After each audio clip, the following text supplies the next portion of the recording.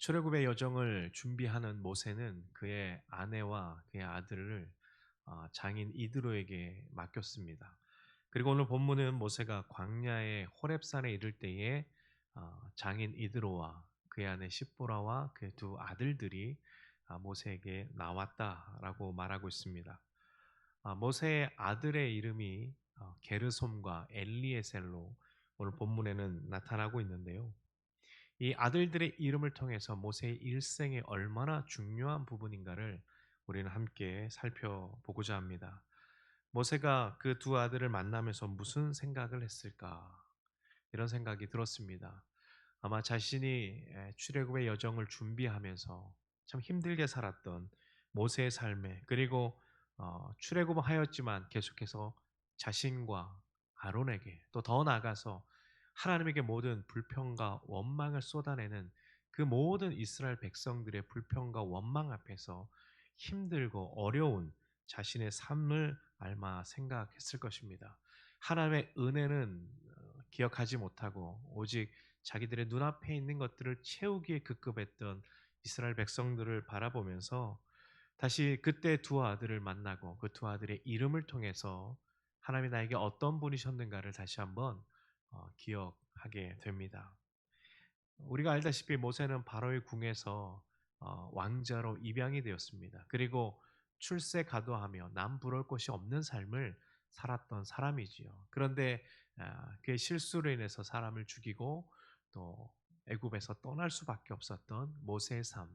그리고 애굽을 떠나 어, 도착한 곳은 바로 광야 미디안의 예, 지역이었습니다. 거기에서 모세는 그의 아내 십보라를 만나죠. 이방 여인입니다. 그가 애굽의 왕자로 있었을 때는 아마 쳐다도 보지 않았을 그런 이방 여인이었을 것입니다. 그런데 장인 이드로의 환대와 또 그들이 자신을 가족으로 맞아주고 또 결혼해서 아들을 낳은 이 모든 과정들을 우리는 잘 기억하고 있습니다. 궁전에서 살던 그의 삶이 순식간에 광야의 목동으로 양치기로 전락하는 그의 인생의 모습들이 있었습니다. 모세가 그래서 결혼해서 처음 낳은 아들 이름이 게르솜이라고 성경은 말하고 있는데 그 게르솜의 뜻은 바로 나그네가 되었다. 내가 이방에서 객이 되었다라는 의미입니다. 여러분 누구나 자신의 아들의 이름을 지은데 큰 의미를 부여하고 지을 것입니다. 그런데 하필이면 귀한 아들의 이름을 게르솜, 내가 이방에서 객이 되었다라는 뜻으로 짓습니다. 우리가 이름이라는 것은 그 사람의 정체성과 그 사람의 이미지를 나타내는 것이 바로 이름입니다. 박인철 하면 어떤 사람이란 이미지가 떠오르게 되는 거죠. 누구누구라고 얘기하면 그 사람라고 하는 그 사람의 전반적인 모든 것이 한꺼번에 우리에게 이입되는 또 이해되는 것이 바로 이름입니다. 우리가 너무나도 잘 아는 김춘수 시인의 꽃에 보면 이런 시가 있습니다. 내가 그 이름을 불러주기 전에는 그는 다만 나의 몸짓에 지나지 않았다. 내가 그의 이름을 불러주었을 때 그는 나에게로 와서 꽃이 되었다. 이름을 불러줄 때 그 의미가 또 그 정체성이 살아나는 것입니다. 그래서 이름을 어떻게 짓느냐도 중요하지만 그 이름이 불려지는 행위를 통해서 그 사람의 정체성을 기억하고 또 관계를 맺게 되는 것입니다. 그런데 어찌 모세는 자기의 아들의 이름을 게르솜이라고 지었을까요? 왜 좋은 이름 다 놔두고 이방에서 내가 객이 되었다라고 지었겠습니까? 아마 그것은 이 땅의 삶은 바로 나그네의 삶이었다는 것을 모세가 잊지 않기 위해서 지은 것이었습니다. 모세는 나그네 의식을 잊지 않기 위해서 가장 사랑하는 귀한 아들의 이름을 게르솜이라 지었습니다. 내가 나그네로 이 세상을 살고 나그네의 의식으로 사명을 감당하지 않으면 안 된다는 것을 강조하고 거듭 되새김질하며 기억하기 위해서 그 아들의 이름을 그렇게 지은 것이죠. 내가 나그네임을 잊어버리고 또 내가 나만의 아성을 쌓기 시작하면 거기서부터 우리는 하나님의 뜻을 거스리고 나의 욕심과 내가 원하는 대로 살기 때문이라는 것을 너무나도 잘 알기 때문입니다. 하나님의 인도하심을 놓치지 않기 위해서 모세는 바로 나그네의 영성을 지켰던 것입니다. 그래야 그 나그네의 삶으로, 나그네의 생각으로 인생을 긍휼히 여기고 또 많은 이들을 깨어날 수 있지 않았겠습니까? 이방에서 나그네가 되었다는 부분을 미디안 땅에서 가정을 이루었다라는 모세의 삶으로 우리가 받아들일 수도 있지만, 더 나아가서 모세의 인생의 시간표를 돌아보면 그의 나그네의 삶이 결국 게르솜, 하나님이 나를 나그네로 부르셨고 이 땅에 모든 소망이 있는 것이 아니라 하나님이 약속하신 그 약속에 우리의 모든 것이 있다. 그래서 어쩌면 그는 하나님께서 부르실 때까지 이 땅에서 게르솜의 삶을 추구하며 살았을 것입니다. 그것이 그의 아들 게르솜, 나그네라는 뜻이 주는 의미인 것이죠.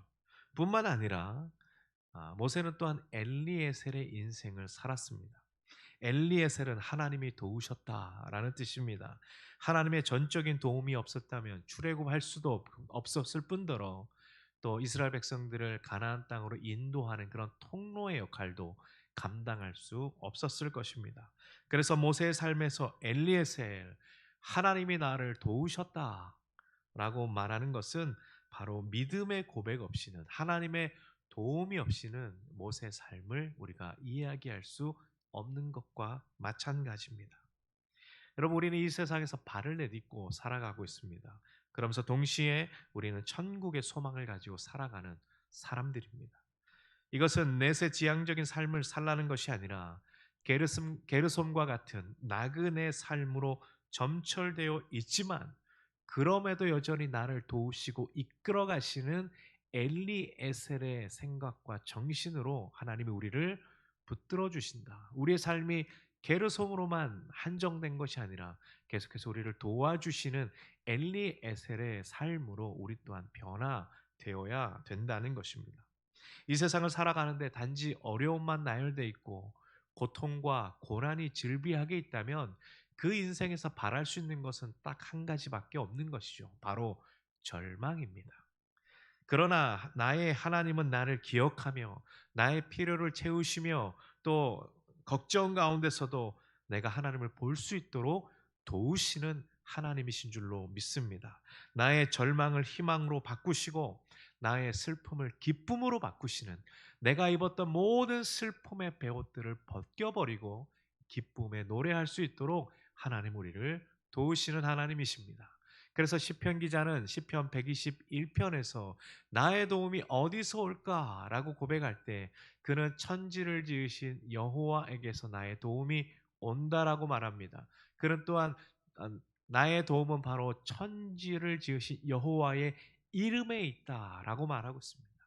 하나님의 이름, 하나님의 여러 가지 전능하신 하나님, 만군의 주, 능력의 하나님, 은혜의 하나님, 자비의 하나님, 여러 가지 이름으로 우리에게 나타나신 그런 고백들을 시편 기자는 하고 있습니다. 여러분, 우리의 도움은 오직 주 하나님 밖에 없는 줄로 믿습니다.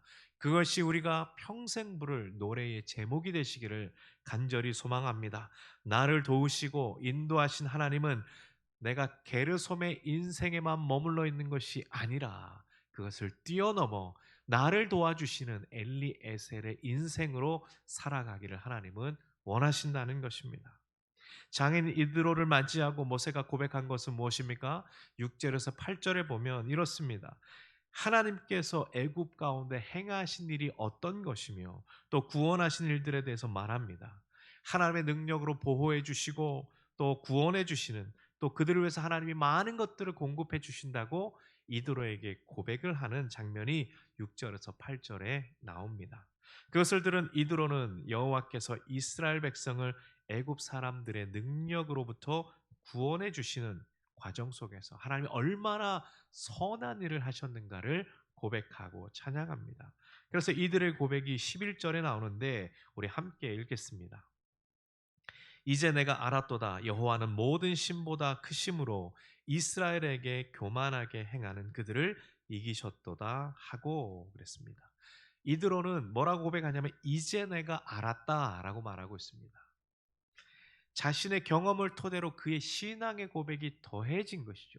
이미 내가 알고 있는 그 하나님이시지만 이 모세를 통해서 들은 하나님의 놀라운 능력과 구원의 능력의 그 하나님을 경험함으로 인해서 정말 하나님이 어떤 분인지 내가 더 깊이 알았다는 것을 고백하게 되는 것입니다.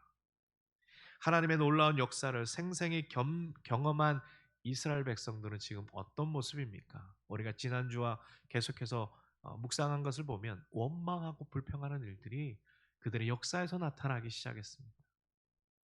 하나님의 구원 이후에 감사와 기쁨보다는 원망과 불평이 이스라엘 가운데 너무나도 많이 나타나고 있습니다. 그래서 그런 하나님의 역사를 경험한 이스라엘 백성들에게는 불평과 불만이 넘쳐나는데 제3자의 눈에는 이드로의 눈에는 이스라엘의 하나님이 정말 찬양받기에 합당하신 분이시다. 그렇게 고백하고 있습니다. 우리가 맞닥뜨리는 현실은 냉혹하고 험난합니다. 하지만 인생의 모든 과정을 보면 우리는 알 수 있을 것입니다. 나의 삶을 돌아보십시오. 하나님이 지금까지 인도하지 않으셨다면 내가 지금 이 자리에 이렇게 살아갈 수 있을까? 이 모든 것이 하나님의 은혜입니다. 고백할 수 있는 여러분이 되시기를 소망합니다. 시작은 게르솜으로 시작하였지만 하나님은 우리를 엘리에셀의 인생으로 바꾸기를 원하십니다. 그 사이에 게르솜과 엘리에셀의 그 사이에 수많은 불평과 원망들이 계속해서 있지만 하나님은 그것을 선으로 바꾸시길 원하십니다. 우리가 하나님의 은혜 안에 계속해서 머물러 있기를 원하십니다. 그리고 하나님의 약속하신 그 땅으로 결국은 하나님은 우리를 인도하시고야 마시는 하나님의 약속의 하나님을 우리는 볼 수 있을 것입니다. 그래서 여러분 11절에 이드로의 고백이 압권이라는 것이죠. 그의 고백대로 하나님이 유일하시고 전능하시며 자기 백성을 사랑하셔서 그들로 승리하게 하시는 하나님이시다. 이드로가 그렇게 고백하고 있습니다. 불평이 아닌 믿음으로 하나님께 나아갈 때에 하나님은 어느 누구에게든지 찬양받기에 합당하신 분이십니다. 이스라엘에게 필요한 것은 외적인 확인이었습니다. 기적이 일상이었던 출애굽 시대에도 그들은 하나님의 놀라운 인도에 무감각해졌다는 것이. 우리도 마찬가지 아닙니까? 하나님은 우리를 나그네에서 또 하나님의 도우심을 받은 자로 우리를 지금까지 인도하고 계십니다.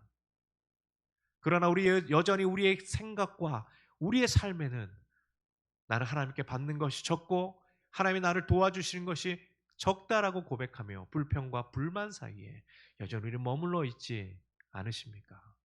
하나님은 오늘 우리를 통해서 우리가 게르솜의 인생을 넘어 엘리에셀의 인생으로 우리가 나아가기를 원하십니다. 하나님의 은혜에 무뎌지지 않도록 우리의 영적으로 민감하여 하나님께서 날마다 나에게 행하시는 그 기적, 그 일상이 기적이 일상이 되는 그 놀라운 우리의 삶을 고백할 수 있는 우리 모두가 되시기를 간절히 소망합니다. 기도하겠습니다. 하나님 아버지 감사합니다. 우리는 이 땅의 나그네로 살아가고 있습니다. 그러나 하나님의 나라에 임할 때까지 우리는 여전히 이 땅에서 이 나그네를 벗어날 수 없지만 여전히 우리의 그런 삶을 보시고 들으시고 응답하시는 놀라우신 도움의 하나님을 우리가 바라보기를 원합니다. 그래서 게르솜으로 우리의 삶은 시작하였지만 우리가 하나님의 은혜와 도움을 통하여 우리의 삶이 엘리에셀의 삶으로 변화될 수 있도록 주님 인도하여 주옵소서.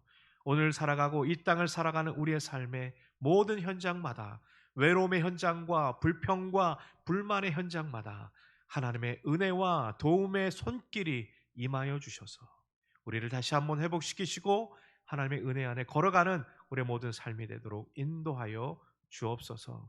하나님 명절 기간을 보내고 있습니다. 가족들과 보낼 때에 주의 은혜로 충만한 시간이 되게 하여 주시고 가족들 안에 더 풍성한 하나님의 말씀과 하나님의 도우심이 있는 귀한 명절 시간이 될 수 있도록 인도하여 주옵소서. 감사하며 예수님의 이름으로 기도합니다. 아멘.